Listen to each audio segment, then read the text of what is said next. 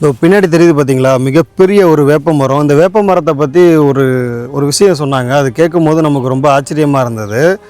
என்னென்னு வந்து பார்த்திங்கன்னா, இந்த வேப்ப மரம் இருக்குது பார்த்தீங்களா, இது போல் இங்கே நிறைய மரம் இருந்திருக்கு. இந்த கிட்டத்தட்ட ஒரு மிகப்பெரிய ஒரு இடம், பெரிய இடம்னா ஒரு 4 ஏரி 5 ஏரி அந்த மாதிரி ஒரு அளவு உள்ள மிகப்பெரிய ஒரு விவசாய இடம். இது ஏதோ ஒரு காலத்தில் வந்து பார்த்திங்கன்னா விற்றுருக்காங்க. வாங்கினவங்க என்ன பண்ணியிருக்காங்க, இது போல் உள்ள எல்லா மரத்தையும் வந்து பார்த்திங்கன்னா வெட்டியிருக்கிறாங்க.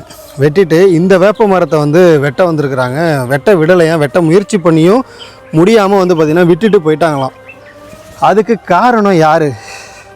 பயம். அந்த பயம் யார் கொடுத்தது அப்படின்னு பார்த்திங்கன்னா, நீங்கள் பார்க்குற பாதாள ஈஸ்வரர். சரிங்களா? செங்கல்பட்டு மாவட்டம் மதுராந்தக வட்டம் அங்கே இருக்கிற குமாரவாடி அப்படிங்கிற ஊரில் ரொம்ப அழகான நிலையில் ஒரு கோவிலாக இருந்தவர். இங்கே பாருங்கள், கோவிலுடைய கற்கள் கிடக்கு பாருங்கள், தூணுடைய கற்கள் கிடக்கு. எவ்வளோ கற்கள் தெரியுங்களா கிடக்கு.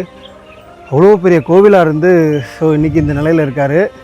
கூடிய விரைவில் இவருக்கு திருப்பணி பண்ணுறதுக்காக தான் வந்திருக்கோம். எல்லாம் நடக்கும், கண்டிப்பாக பாருங்கள்.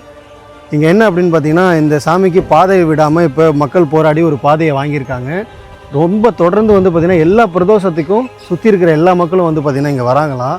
அப்படி ஒரு வழிபாட்டில் இருக்கிற சாமியை நம்ம என்றைக்கும் விடமாட்டோம் அப்படின்னு பேசியிருக்கோம்.